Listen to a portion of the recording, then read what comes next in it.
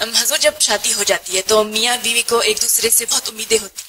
اگر وہ ان امیدوں پہ پورا نہ انسان اتر سکے تو پھر چھوٹی چھوٹی لڑائیاں جھگڑے ہو جاتی ہیں جن سے پھر بعد میں اور بھی زیادہ سے اس کے لیے کیا آپ اس لیے کہ زیادہ امیدیں رکھتے ہیں وہ دونوں ہی پاگل ہیں. وہ آئیڈیل کی تلاش نہیں کرنی چاہیے. ٹھیک ہے, جو حقیقت ہے دنیا کی زندگی کی اس کو سمجھنا چاہیے. کوئی انسان پرفیکٹ نہیں ہوتا.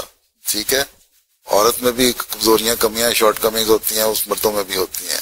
ٹھیک ہے, کمزوریاں کمیاں. اس لیے جب میرے پاس آتے ہیں نا کوئی ایسے جوڑے کی نصیحت کریں شادی کے بعد, تو میں کہتا ہوں اپنی آنکھ اور زبان اور کان ایک دوسرے کی برائیاں دیکھ اور سن کے بند کر لو تو تمہارے جھگڑے ختم ہو جائیں گے. ٹھیک ہے, میاں بھی بند کر لے اپنی زبان اور آنکھ, اور بیوی بند کر لے. ٹھیک ہے, اگر تلاش کرنے لگو تو پھر تو کھود کھود کے تو آٹا گوندنے والے کی طرح آٹا گوندتے ہوئے کونی کیوں ہل رہی ہے, اسی پہ لڑائی ہو جائے گی.